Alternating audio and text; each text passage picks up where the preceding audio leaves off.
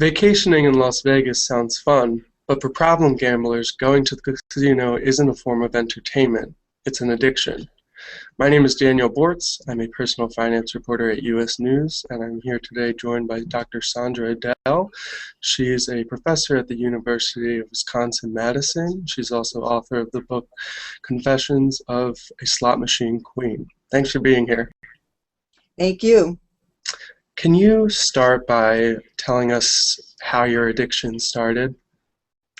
Yeah, it started in around April 2005, and someone invited me to go to a casino not far from my house in Madison, Wisconsin, about 45 minutes away. And I had no interest in gambling prior to that, didn't like casinos, and but when I went there, I won some money. I think it was about $1,100 on a $200 bet, and even though I disliked the place intensely because it's so smoke-filled, stinks and so forth, and the noise is overwhelming. After that first win, I found myself going back.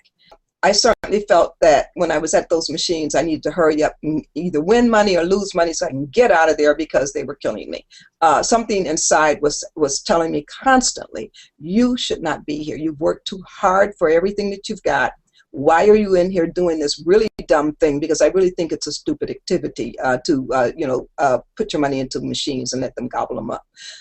So that is the beginning of my coming there. It was purely by accident. And I think this is one of the things that will catch many, many people off guard, especially as more and more casinos end up in our communities. Keep in mind, we're not talking about Las Vegas. We're talking about ordinary folks in ordinary communities who can, if the casino is 45 minutes away, like it was from me, I ended up going to it 3 times a week. I don't know too many ordinary working class people, and I do consider myself working class, even though I'm a professor, who have money to go out to California, to Las Vegas every week, 2 or 3 times a week, or who have money to go to New Jersey, to that boardwalk, Atlantic City. There are so many questions that are still unanswered for me. I hated being there. And I would say, why am I taking myself to hell? That's what it felt like. I call it the labyrinth. Sometimes I would get in there, and if you've been to a casino, you know that you have to go through rows and rows of slot machines even to get to the poker rooms. That's all by design. And there was an assault. There was an assault of the senses for me. I'm a sensitive person. I realize that now. And what I mean by that is that something physically and biological was happening to me whenever I went to the casino, and it was messing up my mind.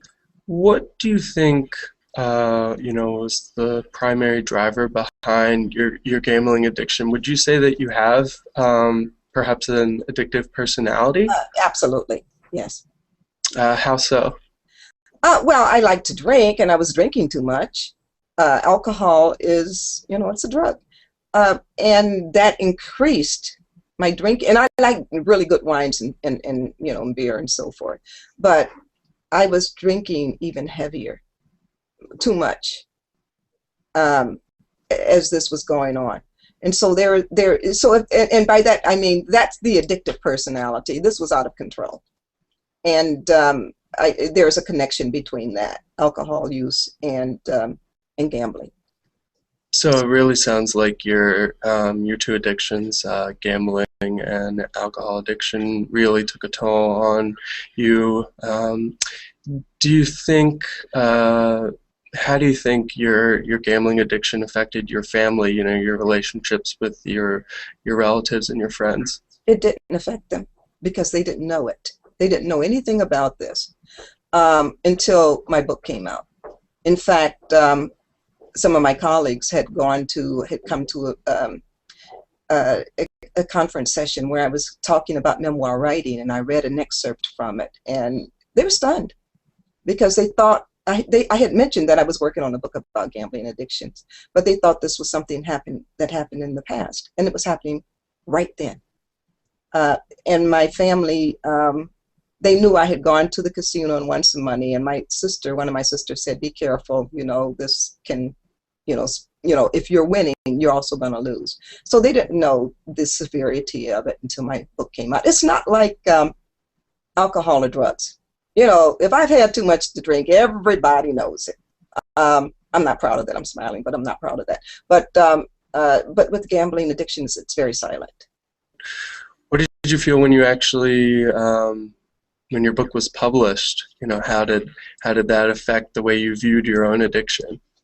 It was very difficult. First of all, I published it myself, so I was doing that work. And one of the things was that when I had sent it out, and I sent the manuscript out to some major publishers, and I was getting responses like, "Oh, this is very well written, better than much of what I see come across at my desk, but it's too quiet. It's not dramatic enough." And in fact, I think that's what sent me right over the edge on the last time I went out gambling. Well, I didn't quite make it to the casino because I was so drunk I got arrested. My family did not know about that until the book came out. But by this time, I was also in therapy, in a personal therapy, working with a personal therapist. It was difficult to even, once the book came out, you know, when a book comes out, you have to go and promote it. You really do, as you know.